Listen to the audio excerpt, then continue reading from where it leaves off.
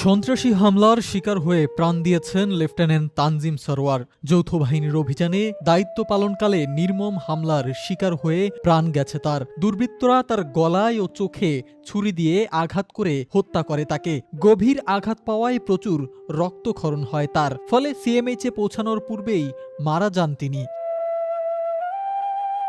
গতরাতে গোপন সংবাদের ভিত্তিতে অস্ত্রসহ কিছু সন্ত্রাসীর খবর পেয়ে অভিযানে যায় যৌথ বাহিনী। চকরিয়া উপজেলার ডুলা হাজারা ইউনিয়ন এলাকায় মেজর মোহাম্মদ উজ্জ্বলের নেতৃত্বে যৌথ বাহিনীর অভিযান পরিচালনা করছিলেন তিনি। সেখানেই সন্ত্রাসীদের এমন নির্মম হামলার শিকার হন লেফটেন্যান্ট তানজিম। দেশের প্রতি অগাধ ভালোবাসা ও দায়িত্ববোধ ছিল তার, ছিল মানবিকতার প্রতিফলন। সেই টান থেকেই পাবনা ক্যাডেট কলেজ থেকে পড়াশোনা শেষে ৮২তম BMA দীর্ঘমেয়াদী কোর্সে সেনাবাহিনীতে যোগ দিয়েছিলেন তিনি।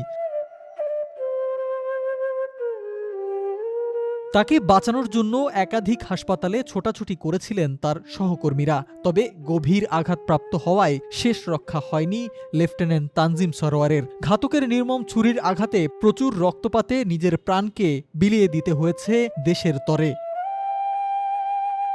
সারা দেশে পরিচালিত হচ্ছে যৌথ বাহিনীর বিশেষ অভিযান। দেশকে নিরাপদ রাখতেই এদিন তিনি যোগ দিয়েছিলেন যৌথ বাহিনীর এই অভিযানে। তবে তার মতো একজন সেনা কর্মকর্তার দুর্বৃত্তের আঘাতে এমন হত্যাকাণ্ড মেনে নিতে পারছে না কেউ। তার সহকর্মী ও পরিচিত জনরাও তাই আবেগে আপ্লুত হয়ে সোশ্যাল মিডিয়ায় প্রকাশ করছেন নিজেদের অনুভূতি।